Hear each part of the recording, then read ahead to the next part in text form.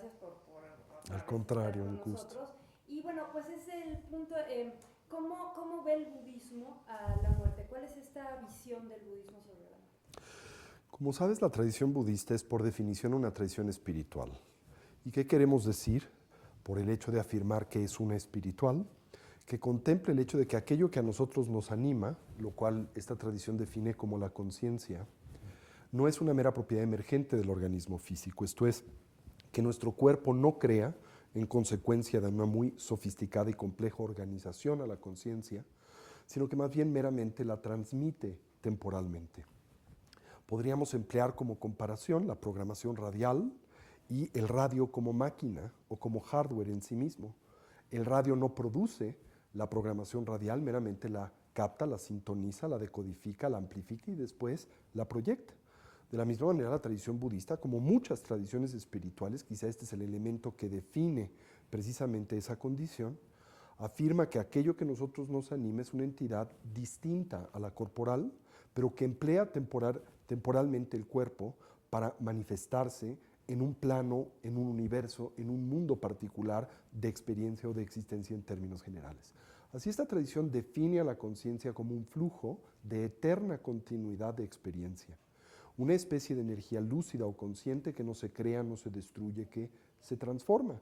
Y desde esta perspectiva, naturalmente, la tradición budista no contempla la muerte como un fin absoluto, esto es como la desaparición, la desorganización, la extinción de la conciencia y por tanto de la vida, sino más bien contempla la muerte como una mera transición entre una forma de vida y otra.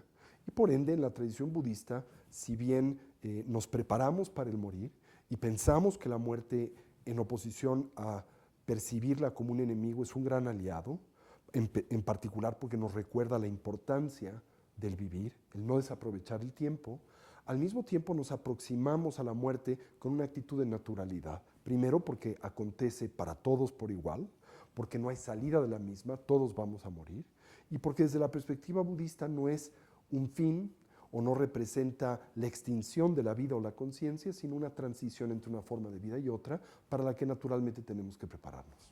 Ok, entonces, hablando de esta preparación a la muerte, ¿cómo se preparan? ¿Cómo es esta preparación? Bueno, yo creo que un primer elemento a tener consciente es esa famosa expresión de los textos medievales y renacentistas europeos en torno al ars morendis, el arte del morir, en donde se dice que para prepararse para la muerte hay que vivir con plenitud la vida. Esto es ar vivendis, ars morendis, que para poder prepararse para morir con plenitud hay que vivir con plenitud. Y este sería pues un elemento que naturalmente la filosofía y el universo de la práctica budista abraza también con particular certeza, el que para prepararnos para morir tenemos que vivir con integridad, ¿no? Ahora, dado el hecho de que la tradición budista contempla la muerte como un estado de transición entre una forma de vida y otra, también equipara o reconoce en el tránsito del morir patrones por los que nosotros transitamos durante la experiencia de este entreestado natural que es la vida. Por ejemplo, el entreestado de transición entre la vigilia y el sueño profundo sin sueños, y la transición entre el sueño profundo sin sueños y el estado del sueño onírico, y después la transición de vuelta del sueño onírico al sueño profundo y del sueño profundo al estado de vigilia.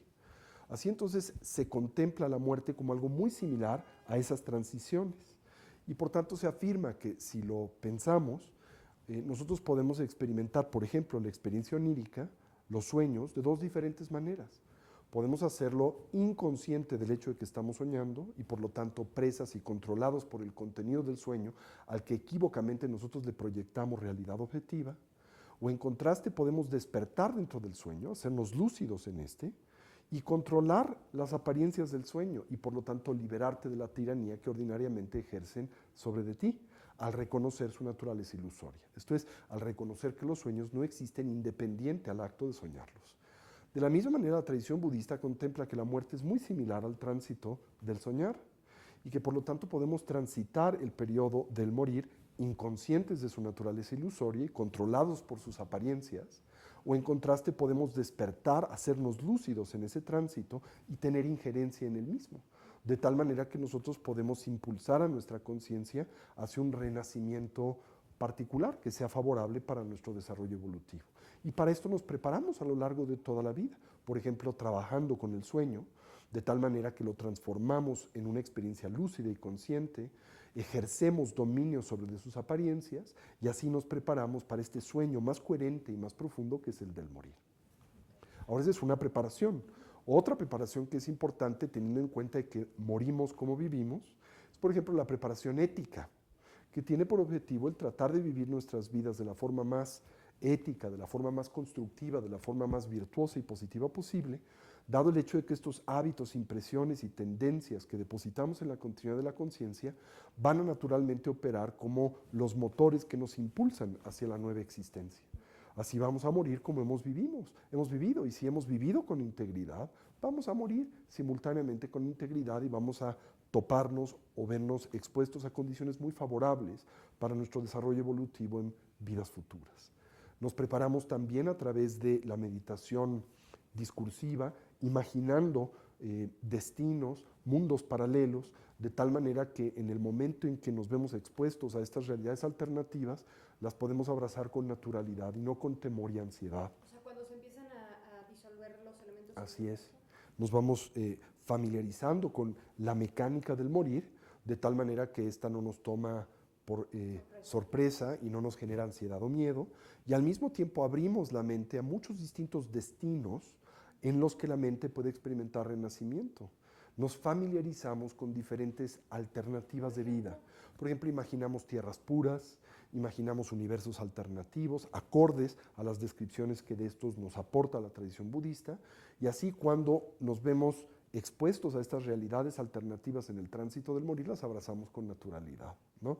Entonces hay muchos preparativos éticos, preparativos informativos, preparativos imaginativos, preparativos contemplativos, y todo nos ayuda precisamente a afrontar a la muerte con naturalidad.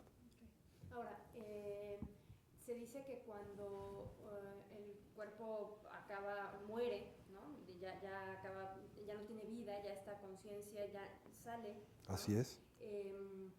Es una oportunidad muy grande para este concepto, por llamarle concepto, que maneja el budismo, que es la iluminación. Así para es. poder en ese momento tener tan fuerte la energía. A ver, platícanos. Bueno, esto se centra en el hecho de que la tradición budista contempla que nuestra identidad, tanto física como mental, no es unitaria. Esto es, que nosotros no solo tenemos un cuerpo, sino que el cuerpo que tenemos o somos es una colección de componentes transitorios materiales, y en ese contexto una colección de cuerpos. Así la tradición budista habla, en términos de nuestra corporeidad física, de tres diferentes dimensiones: el cuerpo grosso, que es el cuerpo de carne y hueso; el cuerpo llamado adamantino, que es el cuerpo de energía sutil, que está compuesto de canales, está compuesto de energías, está compuesto de puntos de ensambles energéticos, está compuesto de cargas primarias de energía masculina y femenina; y finalmente habla de un cuerpo en extremo sutil, que es aquel que alberga a lo largo del vivir corporal a la naturaleza fundamental de la mente.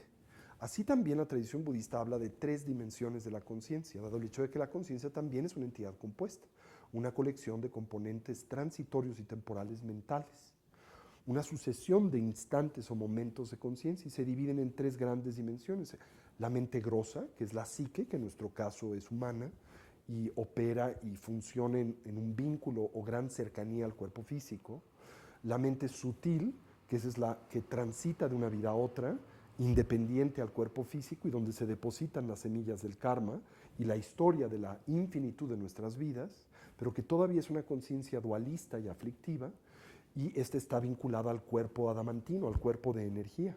Y finalmente la mente en extremo sutil, que es la naturaleza esencial de la conciencia, que está vinculada temporalmente mientras vivimos al cuerpo en extremo sutil, llamado el de la gota indestructible, pero que cuando transitamos por el morir se separa definitivamente de este.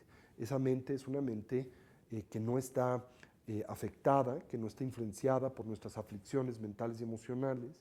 Es una mente que no es dualista, es una mente que en su naturaleza fundamental es pura y despierta. a pesar del hecho de que nosotros no la hemos hecho funcional y consciente a lo largo de la vida. Sin embargo, esa es nuestra naturaleza. Entonces, ¿qué sucede durante la vida y particularmente en el tránsito del morir?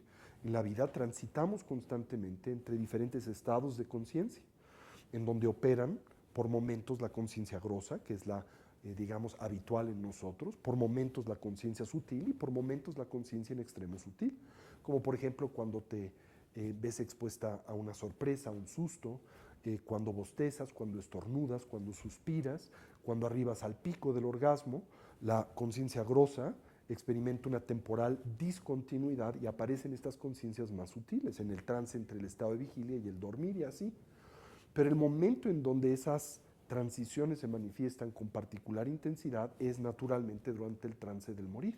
¿Qué sucede? En el trance del morir el cuerpo grosso se desorganiza y por lo tanto deja de ser capaz de sustentar a la conciencia grosa, la cual experimenta discontinuidad.